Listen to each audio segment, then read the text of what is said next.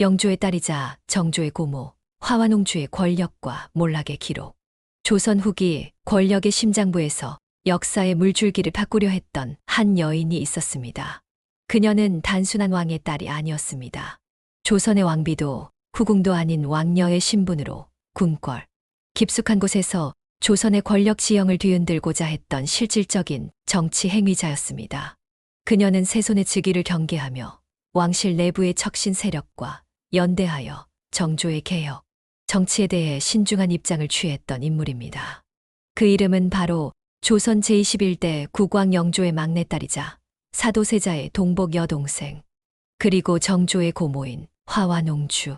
어린 시절 언니들이 모두 요절하고 홀로 남은 막내딸 그녀는 아버지 영조의 절대적인 총애 속에서 자라났고, 이는 그녀가 단순한 공주가 아닌 궁중 실세로 성장할 수 있는 기반이 되었습니다. 사도세자의 비극적 몰락, 양자 정우겸의 권력 확대, 노론 벽파와의 밀착된 정치적 연대, 그리고 세손 이산의 즉위 문제에 대한 끊이지 않는 경계심까지. 그녀의 삶은 그야말로 조선 후기 권력 드라마의 정점이었습니다. 그러나 조선은 끝내 그녀를 받아들이지 않았습니다. 여성이라는 이유로, 그리고 척신이라는 이유로 그녀는 정치적 책임을 물어 자기를 박탈당하고 서인의 신분으로 유배되었습니다. 정식 영모 혐의는 없었지만 반정 세력의 핵심으로 지목되며 역사 속에서 사실상 영모의 배경인물로 남게 됩니다. 한때 궁중 권력의 한 축을 쥐었던 여인은 모든 권세와 자귀를 내려놓고 조용한 유배지에서 역사의 뒤편으로 사라졌습니다. 오늘 이야기에서는 여성의 정치 참여가 철저히 금기시되었던 유교, 국가 조선에서 그 금기를 넘고자 했던 화완홍주의 삶과 몰락, 그리고 그녀가 조선 왕실 정치에 남긴 무거운 질문들을 차분히 되짚어 보려 합니다. 흥미로운 이야기가 펼쳐질 준비가 되셨다면 지금 구독과 좋아요, 알림 설정까지 꼭 눌러주세요. 여러분의 클릭 하나가 조선의 숨은 진실을 밝히는 또 하나의 힘이 됩니다. 역사물 내방아, 지금부터 이야기를 시작합니다. 1737년 영조와 영빈 이씨 사이에서 태어난 화완홍주는 조선 후기 가장 총애받은 공주였습니다.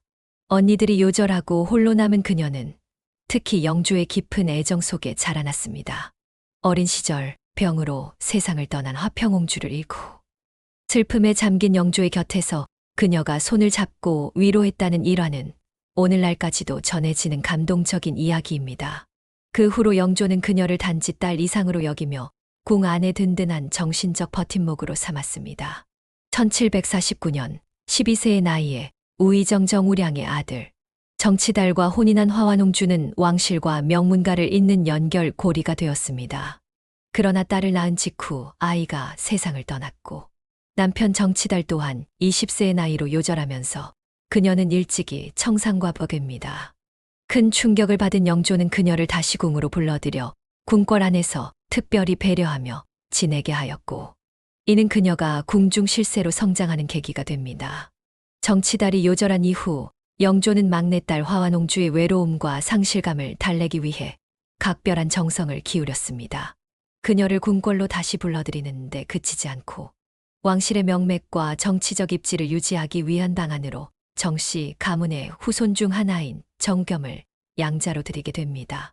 이 결정은 단순한 위로 차원의 조치가 아니라 정치적 기반 강화를 위한 전략적인 선택이었습니다. 정우겸은 양자로 입적된 이후 화완홍주의 후원을 등에 업고 빠르게 관직 생활을 시작했습니다. 그는 도승지, 한성부윤 등을 역임하며 조정의 실무와 왕실 의전 양쪽에 고르게 발을 들였습니다. 왕의 외손이라는 신분과 궁중의 실세였던 화완홍주의 존재는 정우겸이 조정 내에서 일정한 존재감을 갖게 만드는 데 기여한 요소로 작용했습니다. 정우겸은 노론 벽파와 정치적으로 가까운 인물이었으며 특히 김귀주 계열과의 연계를 통해 조정 내 입지를 확대해 나갔습니다.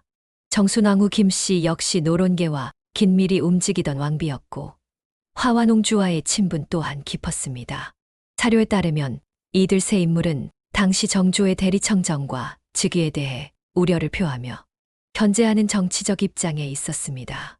후대의 일부 해석에서는 이 셋이 당시 구세력의 핵심 축으로 묘사되며 정조의 즉위를 저지하려 했다고 평가되지만 이러한 표현은 엄밀한 의미에서 해석의 영역이며 공식 문헌에서 그대로 사용되지는 않습니다. 정우겸의 몰락은 정조 즉위와 함께 찾아옵니다. 정조는 즉위 후 척신 세력에 대한 정비 작업을 단행하며 정우겸을 국정을 사사로이 논의하고 왕세손의 권위를 훼손시켰다는 혐의로 탄핵합니다. 결국 정우겸은 유배된 후 사사되었고 이는 정조가 정치 기반을 정비하는 첫 신호탄이자 왕권 중심 체제로의 전환을 알리는 사건으로 기록됩니다.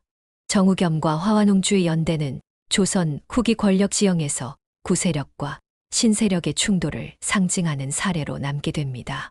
단, 그 영향력의 범위와 역할에 대한 평가는 사료보다는 해석의 영역이 크므로 당시 척신 세력의 핵심 인물 중 한 명으로 활동했다는 사실을 중심으로 접근하는 것이 더 정확하다고 하겠습니다. 이러한 화완홍주의 정치적 구상과 척신 세력과의 연대는 당시 왕위 계승 문제와도 깊은 연관을 맺고 있었습니다.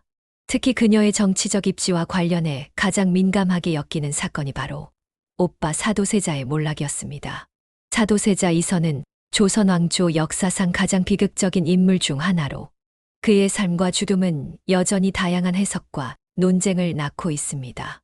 그는 영조의 정통계승자로 책봉되었으나 점차 심리적 불안정을 드러내며 궁중에서 여러 문제를 일으켰습니다. 반복적인 폭언과 분노, 심지어 환시와 같은 이상행동은 단순한 기질 문제를 넘어서 당시 기준으로도 심각한 정신적 위기 신호로 받아들여졌습니다. 이 시기 화완홍주와의 관계 역시 복잡한 정치적 맥락 속에 놓여 있었습니다. 어린 시절부터 영주 곁에서 총애를 받으며 자란 화완홍주는 단순한 누이 동생을 넘어 궁중 내 왕의 신임을 받는 조언자 역할도 수행할 수 있는 위치에 있었습니다. 영조가 사도세자를 점점 신뢰하지 못하고 의심을 품게 되면서 궁중에는 자연스럽게 일종의 감시 체계가 형성되었고 화완홍주는 그 체계 내에서 일정한 역할을 맡았을 가능성도 있습니다.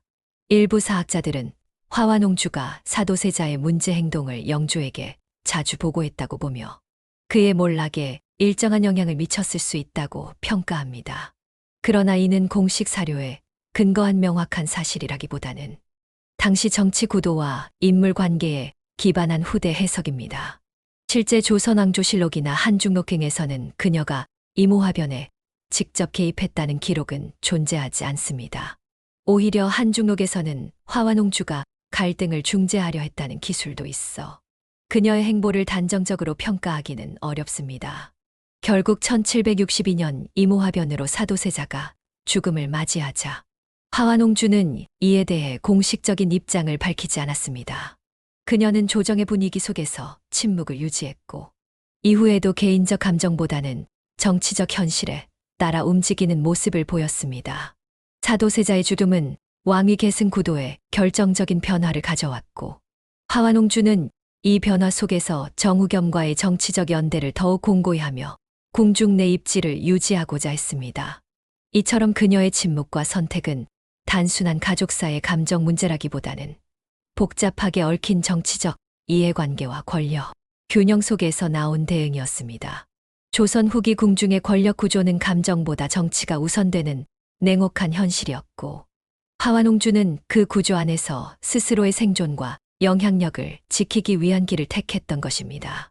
이후 사도세자의 뒤를 이어 세손 이산이 대리청정을 시작하자 궁중 내 척신 세력은 새로운 국왕의 등장을 경계하며 견제에 나섭니다.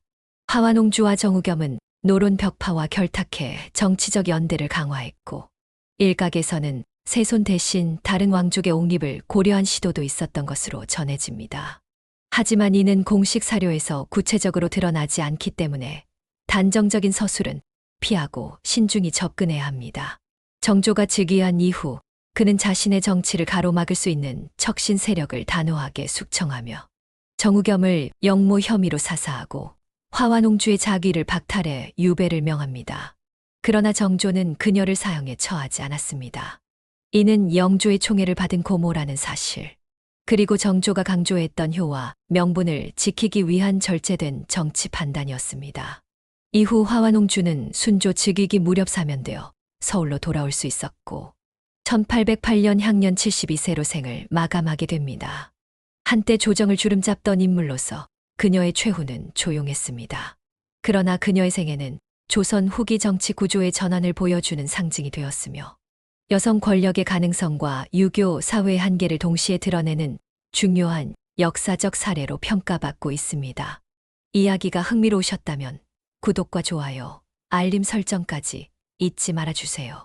역사 속 권력의 이면, 말하지 못한 진실을 밝히는 여정. 역사물에 방하는 조선의 숨은 인물들, 감춰진 권력의 서사를 보다 깊이 있고 입체적으로 풀어드립니다. 지금 구독하시면 다음 영상에서 더 충격적이고 드라마틱한 조선, 왕실의 비밀을 가장 먼저 만나보실 수 있습니다. 여러분의 관심은 조선 역사를 움직이는 또 하나의 물레방아입니다.